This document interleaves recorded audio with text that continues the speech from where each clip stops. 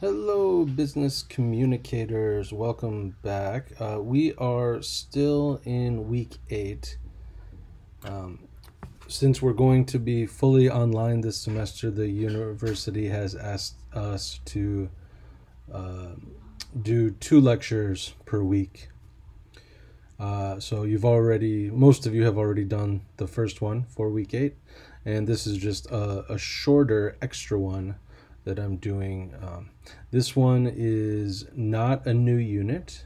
Instead, we're going to do a quick review of the material we have covered in class so far. So let's get started.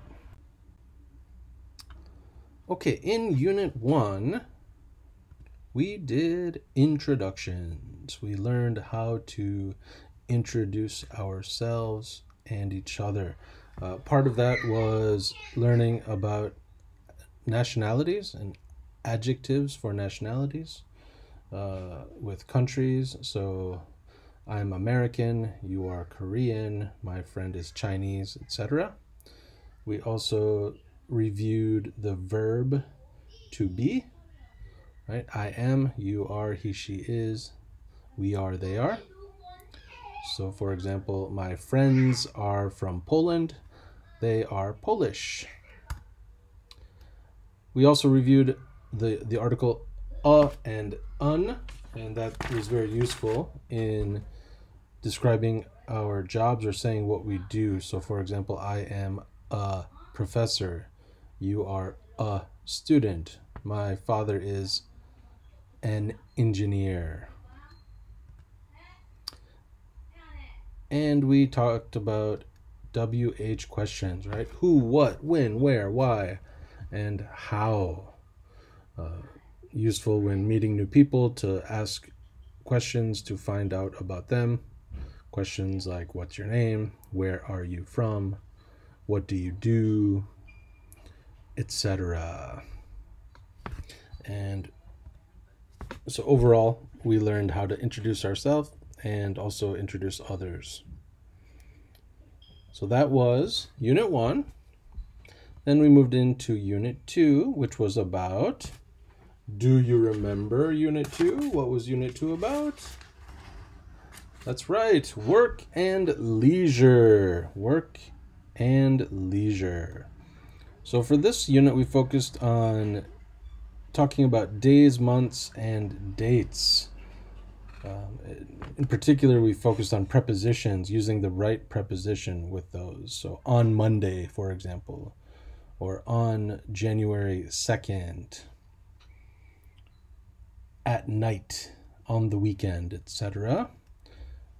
We talked about leisure activities, what you do for fun when you are not working or studying. So you might think about hobbies, things you like to do when you have free time. And for grammar, we use the present simple to describe what you do either at work or at play. So these are things you usually do or generally do, so we use the present simple for that. So for example, I attend meetings every Monday, or I play basketball with my friends on the weekend. Finally, we discussed adverbs of frequency to tell how often you do something. So for example, I always attend meetings on Monday morning, or I usually play basketball with my friends on the weekend. So that covers Units 1 and 2, and next we'll move into Unit 3. In Unit 3, we discussed problems. That's right, problems, especially problems you might have at work. And we used to and enough. So if there's too much of something, use to, and if something is lacking, you use enough. So for example, my boss is too strict, or I don't have enough time, or my salary is too low, or I don't make enough money. And we did present simple with negatives and questions. So for example, my colleague doesn't come to work on time, or where do you work? Where do you work? And so that verb do is important for these types of sentences. And last we did, for grammar, we did have and some and any. Have and some and any. So, do you have a problem? We have some problems. Do you have any meetings today? No, I don't have any meetings. Like that. For our discussion portion, we talked about how to solve problems, and specifically on the phone. So there's something wrong, and you're going to state what the problem is, give details, and try to find solutions. All right. Pop quiz. What was Unit 4 about? Do you remember Unit 4? It was about... That's right. Travel. Travel. One of my favorite topics. We learned about can and can't. Can and can't. For example, I can't speak Japanese. My friend can program a computer. Right? Can and can't. The ability to do something or not do something. We also used there is and there are to talk about what things are in, for example, a room. So, and we use this to talk about hotels and hotel rooms. So, for example, at the Hilton Tokyo, there is an indoor swimming pool, right? Because there's one. So we use there is, and there are 2 swimming pools. There are, because we're talking about 2 things, plural. And for our language focus, we did how to make bookings in a hotel and check travel arrangements. So that covers units 3 and 4.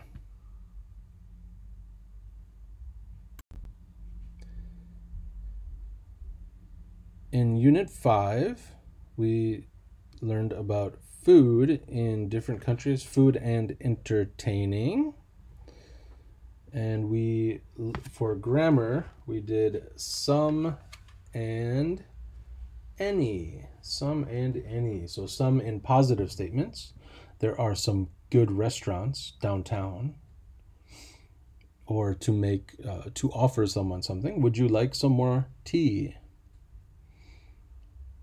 And any for most questions. Do you have any pizza? Do you have any beef? Do you have any carrots, for example? And you can also use any in a negative statement. So we don't have any pizza. We don't have any pizza. And we did count and non-count nouns. Right? So if you can count the number of things, you use many. And if you can't count it, you use much. So many apples, right? Much time. Much rice. So how many hours do you work a week? How much money do you have? And we can use a lot for both of those cases, count and uncount. And then we did some decision making. So you're having a meeting, you're suggesting, giving opinions, agreeing and disagreeing with each other in the meeting. Moving on to Unit 6, that was about buying and selling. Buying and selling. So how to choose a product or service. And we used past simple for our grammar in this unit.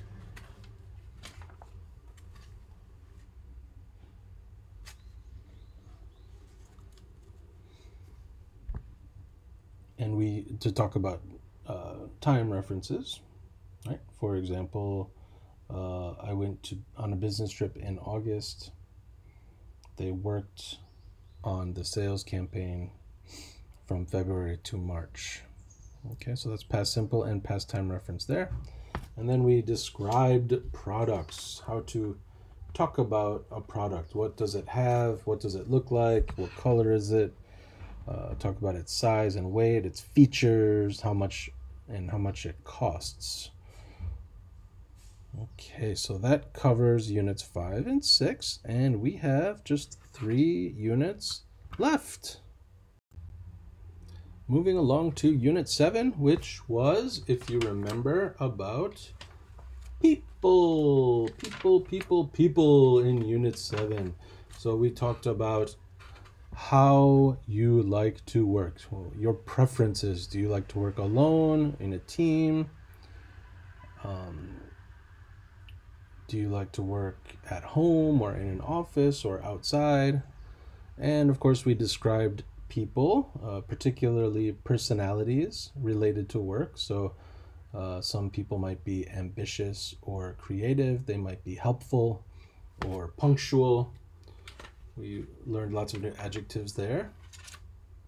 For grammar, we did past simple with negatives and questions. So for example, I didn't like my colleague. There's a negative. And a question, did he leave the company, for example? Okay. And you can also, it's a little different with the verb to be. So for example, my friend wasn't good at his job, so he got fired. Or was Dan good at his job? No, he wasn't.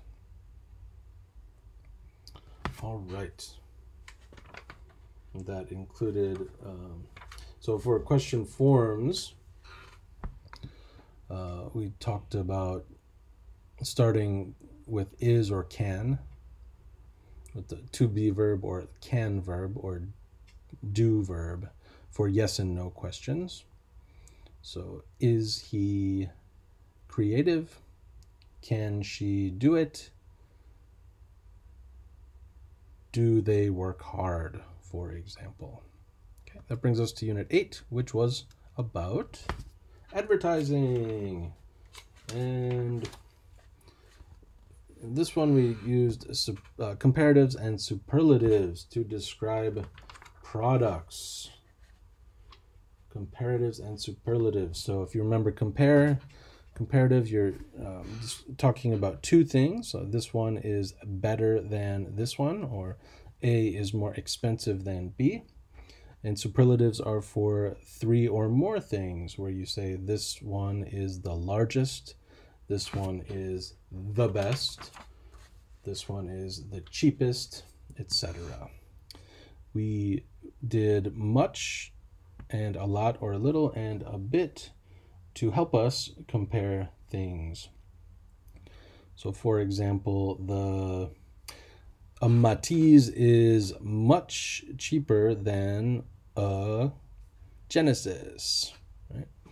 Or a Chevy Spark is a bit more expensive than a Kia Morning. Okay, we also did how to participate in discussions, to ask for an opinion or make a suggestion, and give an opinion whether you agree or disagree with the other person.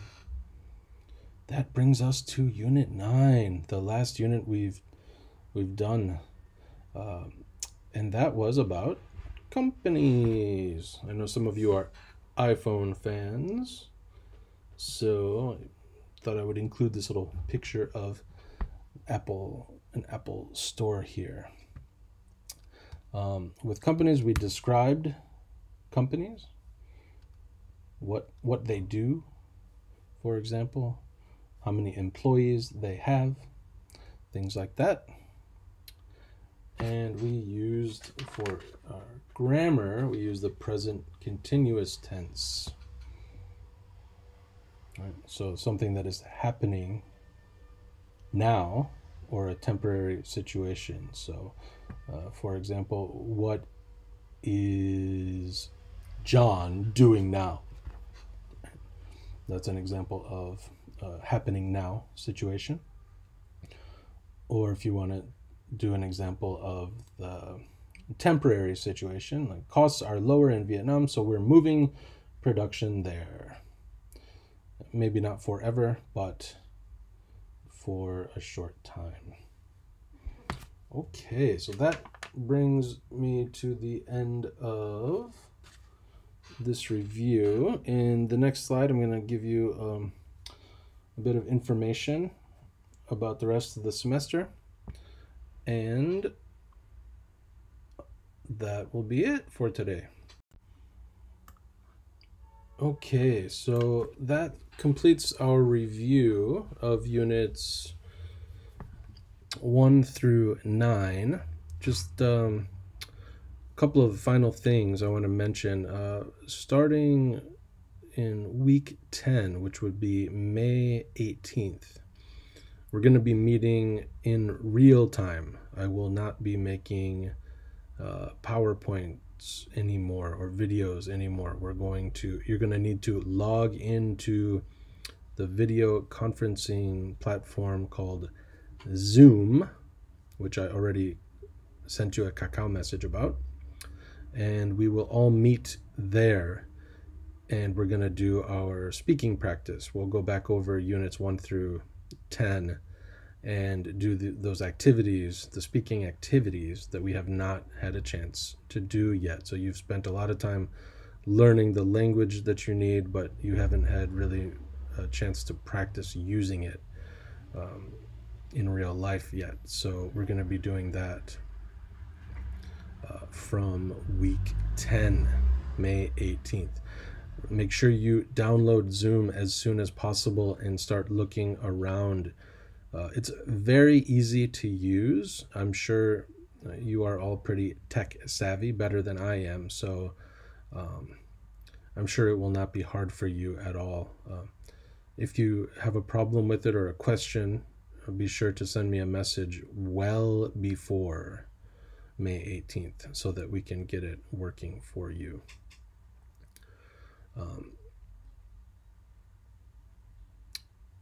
And that's it. Again, I know that most of you are not watching these lectures because of the comments I'm seeing this morning from Unit 8. No one has commented properly yet, so that tells me that you're not watching the full lecture, because in the lecture I told you specifically what type of comment I wanted, and no one has done that.